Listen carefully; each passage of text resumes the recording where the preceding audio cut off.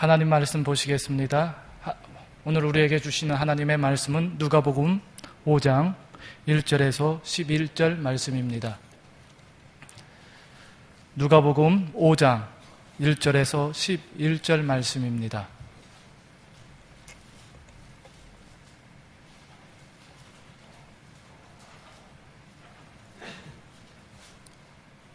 다 같이 합독하시겠습니다. 5장 1절입니다. 무리가 몰려와서 하나님의 말씀을 들을새 예수는 게네사렛 호숫가에 서서 호숫가에 배 두 척이 있는 것을 보시니 어부들은 배에서 나와서 그물을 싣는지라. 예수께서 한 배에 오르시니 그 배는 시몬의 배라. 육지에서 조금 떼기를 청하시고 앉으사 배에서 무리를 가르치시더니 말씀을 마치시고 시몬에게 이르시되 깊은 데로 가서 그물을 내려 고기를 잡으라. 시몬이 대답하여 이르되 선생님, 우리들이 밤이 새도록 수고하였으되 잡은 것이 없지만은 말씀에 의지하여 내가 그물을 내리리다 하고, 그렇게 하니 고기를 잡는 것이 심히 많아 그물이 찢어지는지라. 이에 다른 배에 있는 동무들에게 손짓하여 와서 도와달라 하니 그들이 와서 두 배에 채우매 잠기게 되었더라. 시몬 베드로가 이를 보고 예수의 무릎 아래에 엎드려 이르되 주여, 나를 떠나소서, 나는 죄인이로소이다 하니, 이는 자기 및 자기와 함께 있는 모든 사람이 고기 잡힌 것으로 말미암아 놀라고 세베대의 아들로서 시몬의 동업자인 야고보와 요한도 놀랐음이라.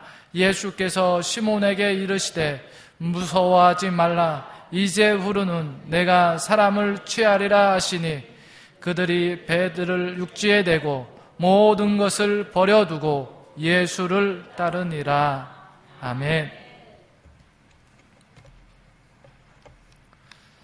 얼마 전에 있었던 이야기입니다. 우리 한글 훈민정음이라고 합니다. 훈민정음이 있는데 그 훈민정음을 가지고 있는 분이 있었습니다. 훈민정음 헤레본이라고 상주 훈민정음 헤레본이 있었는데 그 사람이 이것을 가지고 있어요. 그런데 이 훈민정음 헤레본을 국가에 반납해달라, 그렇게 요구를 하는데 이분은 싫다 이야기를 했습니다.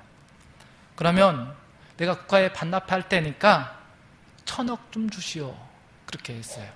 1,000억 아세요? 1,000억. 저는 깜짝 놀랐어요. 1,000억을 달라다니. 그 훈민정음 헤레본이 어떠한 것길래 1,000억을 달라고 하다니, 이 사람 도둑놈이네, 그런 생각이 들었어요. 그런데 이 사람의 이야기를 가만히 들어보면 이 훈민정음 헤레본이 어떻게 보면 피카소 그림 하나도 못하다는 거예요. 그 1,000억은. 그러니까 피카소 그림 하나 정도 이렇게 달라고 하는데 그것도 국가에서 안 주려고 한다, 그런 이야기를 하는 거예요. 이 헤레본의 가치가 그러면 얼마나 있느냐? 훈민정음 다른 게 이제 본이 있는데 그 다른 본보다 이 상주 본이 더 자세히 설명되어 있대요. 그래서 이거 가격을 따지니까 이 사람 이야기는 1조 원치 된대. 1조 원치.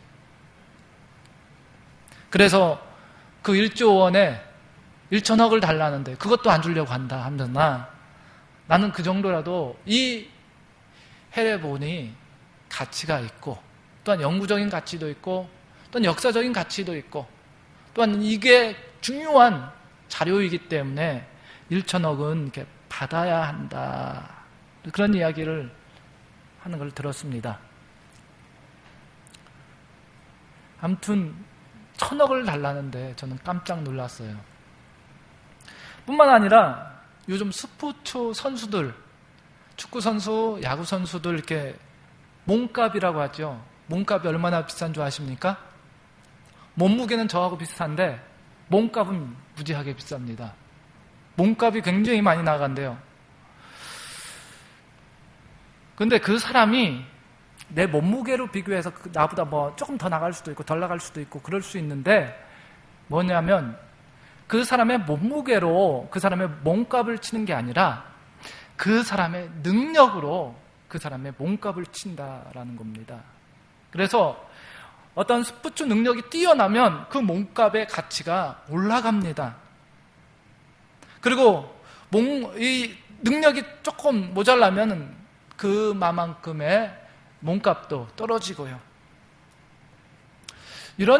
저런 것을 보면서 저는 이렇게 생각해 봅니다. 내 몸값은 얼마짜리인가? 남자들은 군대 가면요, 이 사람의 몸값이 얼마 안 해요.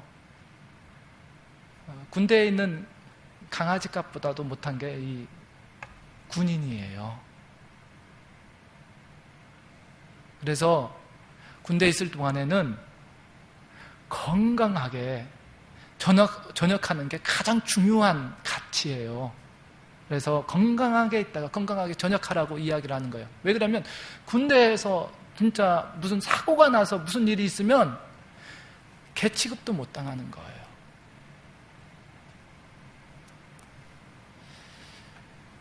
얼마짜리십니까? 나는 얼마짜리일까? 한편 오늘 남편한테 혹 부인한테 물어보세요. 여보, 당신 내 몸값은 얼마짜리 같아? 좀 몸값을 많이 쳐주면 좀 업어주시고요, 그러시길 바랍니다. 중요한 것은 내가 가치 있는 존재가 되면 될수록, 내가 값어치 있고 비싸면 비싸질수록 모든 주변의 환경들도 비싸진다는 겁니다. 내가 굉장히 비싼 몸값을 가지고 있어요. 그래갖고 이 양복을 하나 입었어요. 근데 그 양복이 10만 원짜리인데 그 사람이 입으면 이게 10만 원짜리가 아니에요. 바뀌어요, 바뀌어. 10만 원짜리 양복을 입어서도 100만 원짜리 양복이 될 수 있어요. 뒤바뀔 수 있다니까요. 내가 누구냐에 따라. 우리는 얼마나의 가치가 있는 존재입니까? 내 자신을 생각했을 때 이 정도의 가치가 있다고 생각하는데 그 가치 이상의 삶을 살아가고 있습니까? 아니면 그 가치보다도 좀 낮은 삶을 살아가고 있습니까?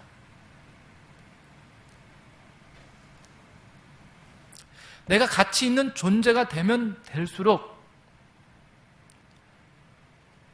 나의 몸값은 올라가는 겁니다. 내 주변의 가치도 바뀌게 되는 것입니다. 그리고 선수들이나 어떤 물건은 값어치, 돈의 가치가 가장 중요할 수 있습니다. 그런데 우리의 가치는, 사람의 가치, 우리 어떤 신앙의 가치라는 것은 어떠한 의미를 부여하느냐에 따라 가치가 달라질 수 있다는 것입니다. 돈의 가치, 어떤 물건, 값의 가치, 그것은 이 땅에서 살아가는 동안 기준이요, 이 땅에서 매겨주는 값입니다. 그런데 신앙의 가치, 우리의 가치는, 진정한 가치는 우리가 얼마나 아름다워지느냐, 신앙으로 아름다워지느냐에 따라, 그리고 하나님께서 주신 그 가치에 더 얼마나 부합하느냐에 따라 의미가 달라지고 값어치도 달라진다는 것입니다. 가치 있는 인생을 살아가시길 바랍니다. 세상 사람들처럼 어떤 몸값의 가치, 어떤 물건의 가치만 귀중한 것처럼 생각하고 그 돈의 가치만 바라본다면 우리의 신앙은 보잘것 없어집니다. 나의 신앙의 가치를 자꾸만 의미를 부여해서 내 신앙의 가치, 값어치를 높여주시길 바랍니다. 골동품들 있잖아요. 조금 전에 얘기했듯이 훈민정음, 헤레본, 이런 가치는 좀 오래되어야지 되지 않나 생각이 듭니다. 또 얼마나 중요하에 따라 그 값어치는 달라지기도 하고요. 그리고 그 골동품들이 얼마나 온전하느냐에 따라 가치가 올라가는 겁니다. 그래서 우리의 값어치를 좀 높여주시길 바랍니다. 제가 조금 골동품 장사에 나설 수 있도록 이렇게 성도님들 한 분 한 분 가치를 매겨갖고 제가 비싸게 팔을 수 있도록 가치를 좀 올려주시길 바라요. 얼마짜리 인생? 우리의 인생을 가치 있게 생각하면 생각할수록 우리의 값은 올라가고 돈으로 살 수 없는 무한한 그런 가치들이 우리에게 생긴다는 것입니다. 내 신앙의 가치를 자꾸만 낮게 보지 마시고요, 끄집어 올리세요. 신앙의 가치를 끄집어 올리는데 이게 쉬운 게 아닙니다. 값어치가 올라가면 올라갈수록 그 가치 속에는 성숙이 있어야 됩니다. 성장이 있어야 되는 겁니다. 그렇지 않고선 그 값어치를 다 의미를 부여할 수 없는 겁니다. 성장하고 성숙해질 때 가치를 발견할 수 있는 것입니다. 우리가 사는 집이 좋은 값비싼 가치를 한다고 해서 우리의 값어치가 올라가는 것이 아닙니다. 좋은 직업을 가지고 있냐에 따라 나의 가치가 올라가는 것이 아닙니다. 좋은 차를 사느냐에 따라, 좋은 차를 타느냐에 따라 내 가치가 올라가는 것이 아닙니다. 하나님께서 나에게 얼마나 의미를 부여해 주냐에 따라, 내가 그 의미에 따라 내가 얼마나 부합하느냐에 따라 우리의 신앙의 값어치는 먹여진다는 것입니다. 그래서 우리는 돈의 가치로 셀 수 없는 그 영원한 가치를 소유하고 있음을 잊지 마시길 바랍니다. 그 가치를 가지고 자기 것으로 자꾸만 만드세요. 만들면 만들수록 가치가 올라가는 겁니다. 그러면 누가 와서 함부로 대하지 못합니다. 사탄이 와서 나를 갖다가 유혹하고 이렇게 깝죽거리더라도, 거들떠 보더라도 넘어지지 않고 넘어가지 않아요. 왜? 내 가치가 있는데 값싼 가치에 왜 팔겠습니까? 뭐냐면, 이 값어치의 중요한 건 뭐냐면, 내가 골동품이 있어요. 그 훈민정음 해례본이 있어요. 근데 그 해례본을 그 사람이 어디에다 얻었냐면, 골동품 가게를 갔는데 골동품 가게에서 여러 가지 물건을 샀어요. 살면서 오래된 책이 있네 하면서 이렇게 몇 권을 이렇게 빼오면서 이거 공짜로 좀 주시오. 그래서 이거 값을 치르긴 했는데 이 책은 그냥 많이 사가니까 이 주인이 그냥 거저 준 거예요. 근데 그게 훈민정음 해례본이었어요. 나중에 밝혀졌어요. 그러니까 이 판 사람이 뭘 했냐면 법적인 소송을 했습니다. 왜? 그것은 나한테 돈을 주고 사간 것이 아니라 내가 공짜로 준 거다. 이 사람이 공짜로 그냥 들고 간 거다. 그러니까 재판을 했어요. 근데 정부에서, 법원에서 이 사람 표를 줬는데 이 사람이 죽고 말았어요. 이 사람이 죽기 전에 뭐라고 했냐면 이것을 자기에게 국가에 헌납한다. 그렇게 하고 갔어요. 그러니까 이 정부, 국가에서 하고 이 사람하고 막 이렇게 줄다리기를 한 거예요. 그럼 내가 줄 테니까 1,000억 달라. 국가에서는 그냥 줘! 그러는 거예요. 그러니까 이 사람 안 주는 거예요. 내가 이걸 갖다 태워버리면 태워버리고 외국에 팔면 파는 거지, 이렇게 나오면 깡패처럼 나오면 국가에 줄 수 없다는 겁니다. 1조짜리 가치를 갖다가 1,000억 달라는데 그 정도 못 주냐? 그 얘기인 겁니다. 이게 옛날 얘기인데 그렇습니다. 이 사람이 이것을 왜 이 사람한테 넘겼을까요? 왜 넘겼어요? 그게 훈민정음 해례본인지 몰랐던 겁니다. 지식이 없었던 겁니다. 역량이 없었던 겁니다. 그러니까 그거 많이 사가니까 줄게 하면서 주었던 거예요. 이게 무슨 말이냐면, 우리가 신앙생활을 하는 것이 가치 있는, 값어치 있는 것으로 생각하고 그것을 받아들일 때 가치가 있는 거예요. 내가 지식이 없고 뭐가 부족해서 그것을 인정하지 못할 때 그것은 그냥 싸게 넘어가는 겁니다. 그러니까 누구한테는 이것이 싸게 넘어가고 누구한테는 굉장히 값어치 있게 쓰인다는 것입니다. 우리가 신앙생활 하면서 가치 있는 존재가 되시길 바랍니다. 누가 뭐라고 해도 내 신앙의 가치가 비싼 가치를 한다는 것을 잊지 마시길 바랍니다. 자꾸만 깎지 마세요, 내 자신을. 그래서 가치 있는 존재로 세움을 받아야 되는데, 그것을 한번 오늘 본문의 말씀을 보면서 한번 생각해 보자는 겁니다. 우리가 알고 있는 내용입니다. 무슨 내용입니까? 물고기 잡는 이야기예요. 물고기 잡는 이야기. 예수님께서 베드로에게 찾아가셔서 야, 배를 저 좀 띄워갖고 막 설교도 하시고, 야, 너 고기 하나도 못 잡았지? 저쪽 깊은 데에 가서 좀 이렇게 물고기 좀 잡아라. 그래갖고 베드로가 예, 알겠습니다. 그래갖고 물고기 그물을 던졌습니다. 그런데 밤새도록 이래갖고 고기를 잡아갖고 한 마리도 못 잡았는데 예수님께서 저 깊은 곳에 가서 던져서 고기를 잡으러 하니까 무진장한 많은 고기를 잡아왔단 말이에요. 그것을 보고 이제 이 베드로가 놀라는 것입니다. 뭐가 가치 있는 거냐? 여기서 이렇게 볼 때 저는 그렇게 생각했습니다. 열심히 일한다고 가치가 높아지는 것은 아니라는 것입니다. 노동의 가치 중요합니다. 땀을 흘린다는 것, 그 땀의 가치 중요하죠. 땀의 가치가 얼마나 소중합니까? 땀을 흘려서 일하는 그 노동이 얼마나 귀중한 것입니까? 그 노동을 통하여서 내가 살 수 있고 우리의 가정을 꾸릴 수 있고 지금 삶의 버팀목이 되지 않습니까?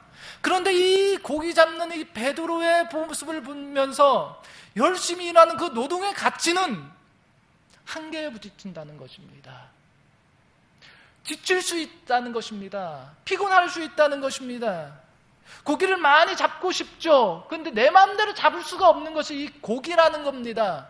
내가 열심히 일한다고 해서 그 돈을 내가 손에 다 꽉 쥘 수 있는 거냐? 그것이 아니라는 것입니다. 열심히 일한다고 해서 그 모든 것이 내 소중한 가치로 다 들어오는 것은 아니라는 것입니다. 그물을 던졌습니다. 그리고 또 던졌습니다. 그리고 또 던졌습니다. 에라 모르겠다 던지고 또 던집니다. 그런데 물고기 한 마리도 못 잡았다는 것입니다.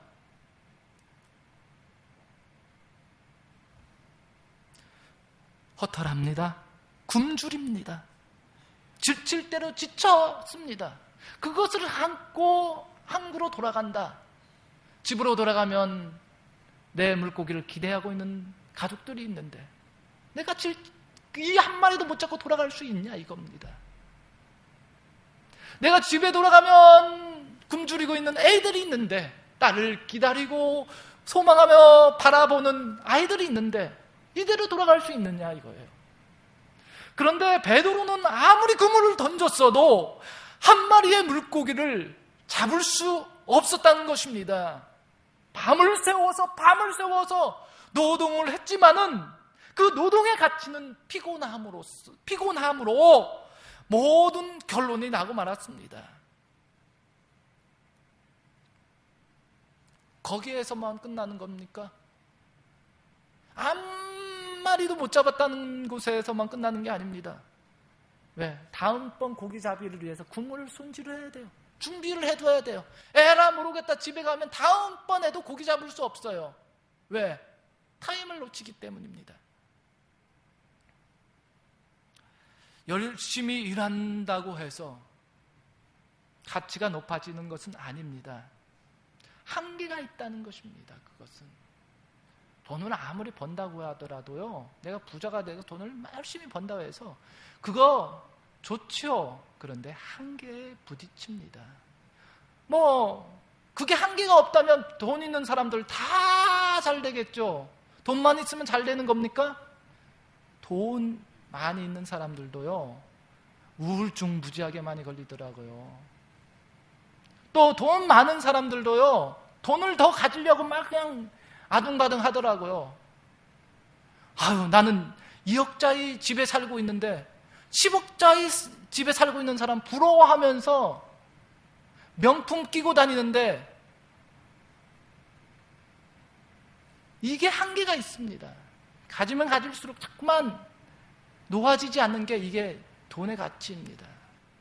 우리가 아무리 열심히 일한다고 해서 땀 흘려 일한다고 하는 그것은 어느 정도의 한계가 있는 것입니다. 우리는 그것을 인정해야 돼요. 그것을 인정하는 것이 가치 있는 존재로 사는 것입니다. 베드로처럼 지치고 힘겨운 몸을 이끌고 내 삶의 어구들을 챙기고 있을 때, 그물을 손질하고 있을 때 예수님께서는 베드로에게 찾아오시는 것입니다. 아무것도 잡지 못하고 있었을 때, 인생의 밑바닥에 처했을 때 예수님은 찾아오는 겁니다. 가장 낮은 곳으로 가봐야지만 예수님의 소중함을 알고 가치 있는 것이 거기에 있다는 것을 아는 겁니다.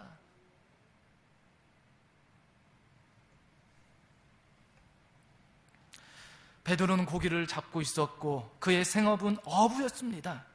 그리고 그 어부는 그가 살아가는 세상의 삶의 방식이었습니다. 그 삶의 방식이 잘못됐다는 게 아니라, 그 고기를 잡는 방법이 잘못됐다는 것이 아니라, 그러나 그 고기를 잡는 인생, 그 인생이 한계가 있음을 우리는 인정해야 하는 것입니다. 예수님이 찾아온 그 베드로는 가치의 변화의 모습을 볼 수 있습니다.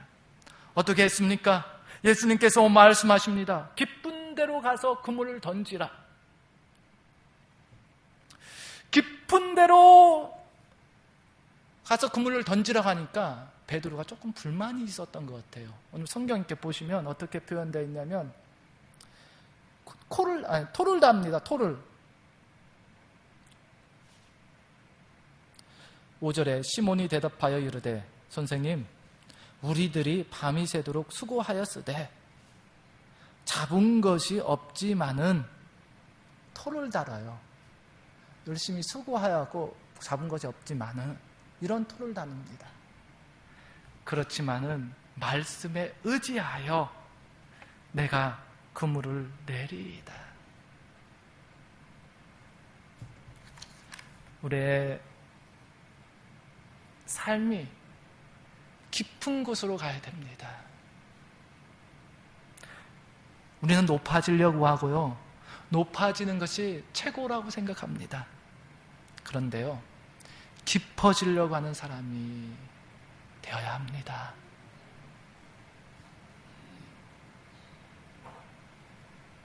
베드로가요, 그물을 던지는 방법을 몰라서, 또 그물을 던지는 재능이 없어서, 또 그 그물을 던지는데 베드로가 경험이 부족해서 실수를 하는 것이 아닙니다.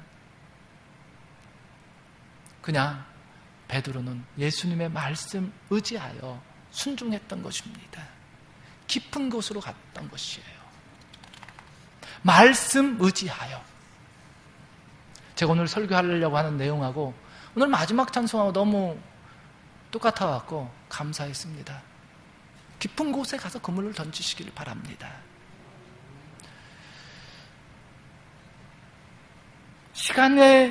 많은 시간을 소요했습니다. 그리고 많은 수고를 했어요. 그리고 남은 것이라는 것은 허탈한 것밖에 없었습니다. 피곤함이라는 것밖에 없었습니다. 지칠 대로 지친 모습이었습니다. 그런데 내가 주님의 말씀 들어보니까 깊이가 있더라는 것입니다.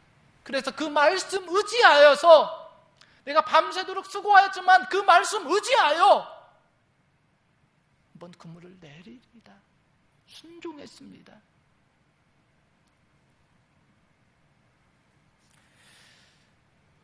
깊은 데로 가시기를 바랍니다. 다시 한번 읽어보십시오. 깊은 데로 가서 그물을 내려 고기를 잡으라. 깊은 데로 내리시길 바랍니다. 얕은 곳이 아닙니다.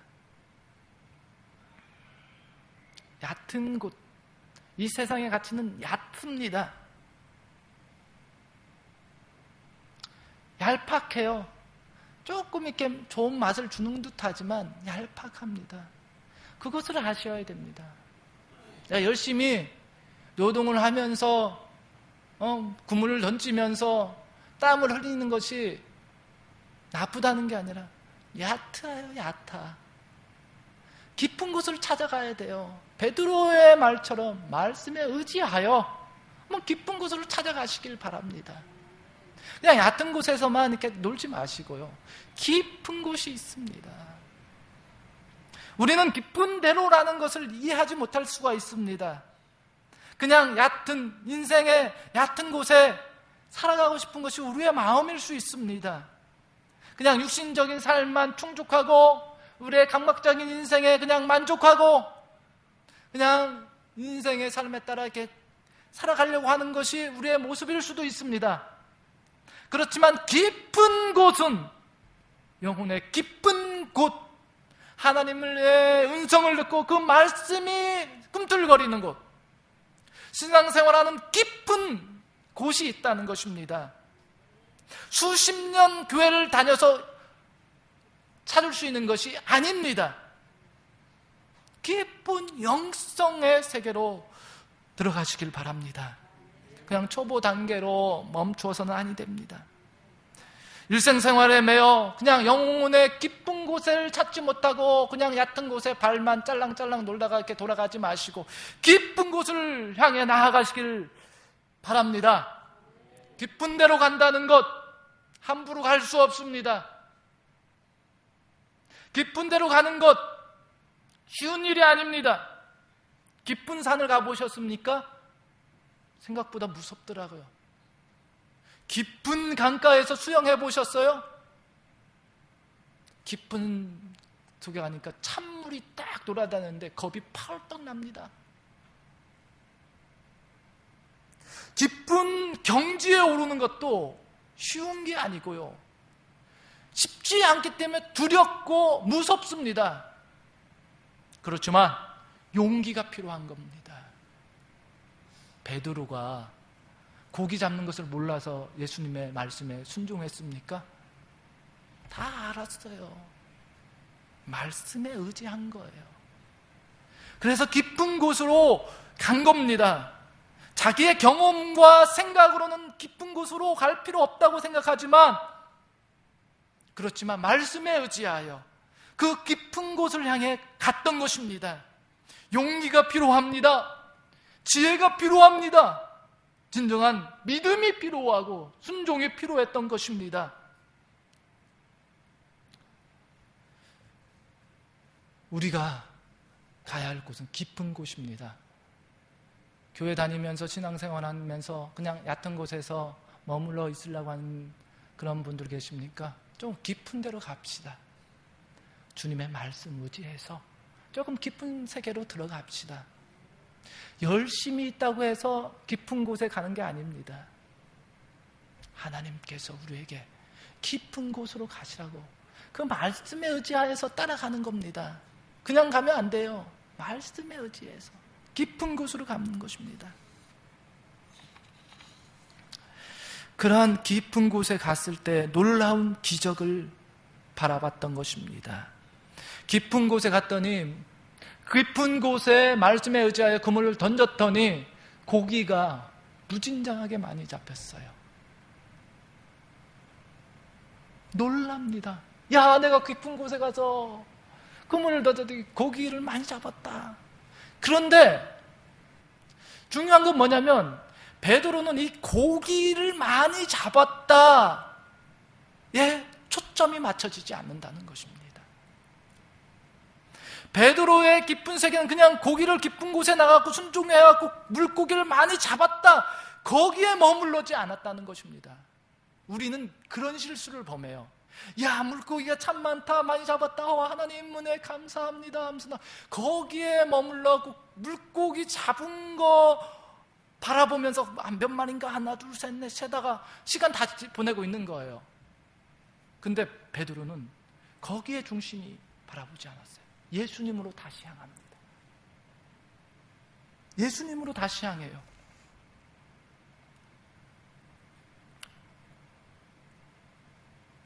물고기를 챙겨놓고 8절입니다. 시몬 베드로가 이를 보고 예수의 무릎 아래 엎드려 이르되 주여 나를 떠나소도 나는 죄인이로소이다. 깊은 걸 깨달았어요. 예수님 앞에 서니까 죄인임을 깨달았어요. 예수님이 누구인 줄 알았어요. 물고기 크게 잡은 데에 목적이 되어서는 아니 됩니다. 깊은 데로 가야 됩니다. 나는 죄인입니다. 자기 자신의 모순된 모습을 볼 수 있었습니다. 좀 전에 말했잖아요. 밤이 새도록 수고하였지만 잡은 것이 하나도 없었다고. 그것이 본심이었던 것입니다. 그렇지만 주님께서 말씀하셨으니 말씀에 한번 의지해서 한번 그물을 던져보겠습니다 하고 깊은 곳을 찾았습니다. 그리고 그것이 얻어진 것이 물고기였지만 그보다 더 깊은 것은 주님 앞에 선 베드로, 주님 앞에서 엎드린 베드로의 모습입니다. 나는 죄인입니다. 나를 떠나소서. 납작 엎드립니다. 이것이 깊은 곳의 베드로의 모습입니다. 그리고 더 깊은 곳으로 들어갑니다. 물고기 집어 던집니다. 배 집어 던집니다. 모든 걸 버립니다. 그리고 주님을 따릅니다. 이것이 베드로의 모습인 겁니다. 베드로처럼 모든 거 다 버리라는 게 아니에요. 베드로에게 필요했던 것은 이거였습니다. 그렇지만 내가 버려야 할 것은 무엇인지 생각해 봐야 됩니다. 그리고 주님께서 말씀하십니다.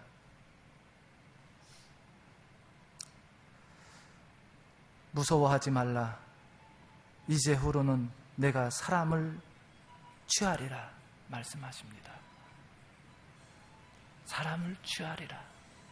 물고기가 중요한 게 아니었습니다. 사람을 취하는 사람이 되었다는 것입니다. 베드로는 그물을 집어 던졌습니다. 아버지를 집어 던졌습니다. 삭군들을 집어 던졌습니다. 배를 집어 던졌습니다. 근데 그 버린 것에 가장 중요한 것은 무엇이었냐? 사람을 취하는 거였습니다. 사람을 낚는 거였습니다. 사람을 끌어안는 거였습니다. 중요한 건 뭡니까? 사람을 취하리라. 사람을 취하시길 바랍니다. 그물, 배, 같이 일하는 사람들, 그리고 함께하는 부모님, 그것이 중요한 게 아니라 진짜 사람을 취할 수 있는 사람이 되시길 바랍니다. 사람을 얻어야죠. 사람을 얻어야 돼요. 어떤 물건이 아니라, 어떤 돈이 아니라 사람을 얻으시길 바랍니다. 가장 복된 사람은 사람을 얻는 것입니다.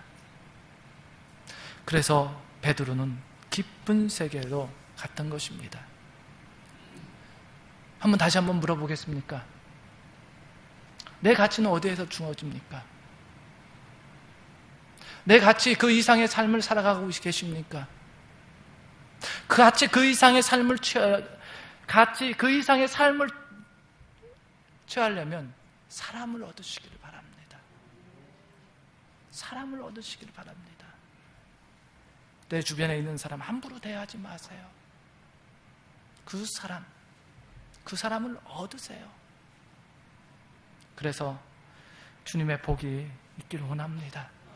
기도드리겠습니다. 아버지, 우리 이 시간 함께 기도하겠습니다.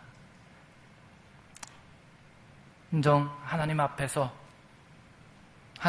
내가 무엇을 해야 할 것인지, 하나님 앞에서 내가 어떻게 해야 할 것인지, 내가 진짜 그냥 얕은 물에서 있는 것이 아니라 깊은 세계로 들어갈 수 있는 그런 은혜가 있게 해달라고. 그리고 진정 내가 얼마짜리 신앙의 가치가 있는지 그걸 한번 생각하면서 기도하시기를 바랍니다. 그리고 또 하나는 우리의 환우들을 위하여 기도해 주시기를 바랍니다. 아픈 사람들을 위하여 기도해 주시기를 바랍니다. 우리 환자들 주변에 생각나는 분들이 있다면 기도해 주시기를 바랍니다. 이 시간 함께 통성으로 기도하고 제가 기도하고 축도로 예배를 마치겠습니다. 사랑과 은혜가 풍성하신 아버지 하나님 감사드립니다. 아버지 하나님의 우리의 인생의 삶 속에서 주님을 만난 게 얼마나 복된 것입니까? 그런데 주님을 만난 그 복된 삶을 살아가지 못하는 어리석은 인생으로 빠져나가지 않도록 도와주시기를 원합니다. 아버지 하나님이여, 아버지 하나님이여, 아버지 하나님이여, 아버지 하나님 우리에게 함께하여 주시기를 원합니다. 진정 아버지 하나님이여, 내 가치가 어디에 맞춰져 있습니까? 무엇에 맞춰져 있습니까? 아버지 하나님, 주님을 바라볼 수 있는 존재로 설 수 있습니까? 아버지 하나님 함께하여 주시기를 원합니다. 아버지 하나님 주님을 바라보게 하여 주시고 주님의 능력 속에 살아갈 수 있도록 도와주시옵소서. 하나님의 이름이 하나님의 능력들이 나타날 수 있도록 도와주시기를 원합니다. 쓰러지고 넘어질 때가 많이 있습니다. 지치고 힘들 때가 많이 있습니다. 아버지 하나님이여, 너무 아버지여 지쳐서 아버지 하나님 주님을 찾기에 너무 고달플 때가 있습니다. 주님이여, 내가 어디에 같이 두고 있습니까? 아버지 한계에 있는 그것만 바라보고 살아가는 것입니까? 아니면 또 다른 것들을 바라보고 있습니까? 기쁜 데로 들어가게 하여 주시옵소서. 기쁜 영적인 세계로 들어가게 하여 주시옵소서. 기쁜 주님을 만날 수 있도록 도와주시옵소서. 오 하나님이여, 하나님께서 함께 하여 주시기를 원합니다. 하나님의 능력과 은혜들로 함께 채워주시옵소서. 아버지 하나님이여, 내가 설 때 주님이 함께 하여 주시기를 원합니다. 주님의 깊은 세계로 나가게 하여 주시고 아버지 세상의 것들 속에서 아버지 하나님이여 너무 매혹되지 않게 하여 주시고 내가 주님 안에서 살아갈 수 있는 은혜게 하여 주시옵소서. 아버지 하나님 깊은 세계로 들어가 그물을 내릴 수 있는 능력과 은혜들을 허락하게 하여 주시옵소서. 순종함 있게 하여 주시옵소서. 하나님이여, 하나님 앞에 쓰임받을 수 있는 귀중한 사람이 되기를 원합니다. 아버지, 사람을 치유할 수 있는 능력이 있기를 원합니다. 사람을 낚을 수 있는 은혜가 있기를 원합니다. 사람을 얻을 수 있는 사람이 되기를 원합니다. 하나님이여, 도와주시기를 원합니다. 아버지 하나님 붙잡아 주시옵소서. 아버지, 지치고 지친 인생의 삶 속에 진정 활력 있는 주님의 말씀들이 살아날 수 있도록 도와주시옵소서. 아버지 하나님 함께하여 주시기를 원합니다. 도와주시기를 원합니다. 하나님, 우리의 성령께서 우리 속에 오셔서 터치하여 주시고 어루만져 주시옵소서. 아버지, 환우들을 위하여 기도합니다. 질병을 가진 사람들을 위하여 기도합니다. 상처받고 마음이 아버지 슬픔에 사로잡히고 어둡고 어려운 현실에 있는 모든 성도들을 위하여 기도합니다. 주님이여, 일어서게 하여 주시옵소서. 고침받게 하여 주시옵소서. 예수 그리스도의 능력이 살아날 수 있도록 도와주시옵소서. 아버지 하나님, 아버지 하나님, 아버지 하나님, 아버지 하나님이여, 우리의 영혼들을 살려주시고 우리의 마음속에 오셔서 우리가 아버지 다시 일어설 수 있는 능력들이 있게 하여 주시옵소서. 아버지 하나님, 쓰러질 때가 많이 있습니다. 아버지 하나님, 넘어질 때가 많이 있습니다. 우리 하나님 도와주시옵소서. 아버지 하나님, 믿지 않는 영혼들을 향한 아버지 믿지 않는 영혼들을 품을 수 있는 능력들이 있게 하여 주시옵소서. 아버지, 내가 내 속에 아버지 하나님 있는 그런 아버지 하나님이여 그 속에 갇히는 것이 아니라 주님의 은혜 속에 갇힐 수 있도록 도와주시옵소서. 아버지 하나님이여, 아버지 하나님이 함께하여 주시길 원합니다. 성령의 능력들로 우리들을 붙잡아 주시옵소서. 성령의 능력들로 우리들을 붙잡아 주시옵소서. 하나님의 말씀으로 우리를 붙잡아 주시옵소서. 주님을 의지하여 살아갈 수 있도록 하여 주시길 원합니다. 주님의 의지 속에 살아갈 수 있도록 붙잡아 주시옵소서. 성령님, 우리를 위로하여 주시길 원합니다. 위로하여 주시옵소서. 지쳐 있습니다. 넘어져 있습니다. 쓰러져 있습니다. 슬픔에 잠겨 있습니다. 힘을 주시옵소서. 능력을 허락하여 주시옵소서. 권능을 부어 주시옵소서. 일어서게 하여 주시옵소서. 아버지 하나님이여, 어린 소년에게 다가오셔서 달리다 금하고 말씀하셨던 주님, 우리에게도 오셔서 달리다 금하게 하여 주시옵소서. 아버지 하나님이여, 아버지 하나님께서 주시는 은혜 안에 아버지의 말씀에 순종할 수 있는 믿음의 능력들이 있게 하여 주시고 진정 아버지 하나님 앞에 엎드릴 수 있도록 도와주시옵소서. 오 하나님, 오 하나님 붙잡아 주시기를 원합니다. 아버지 하나님 붙잡아 주시옵소서.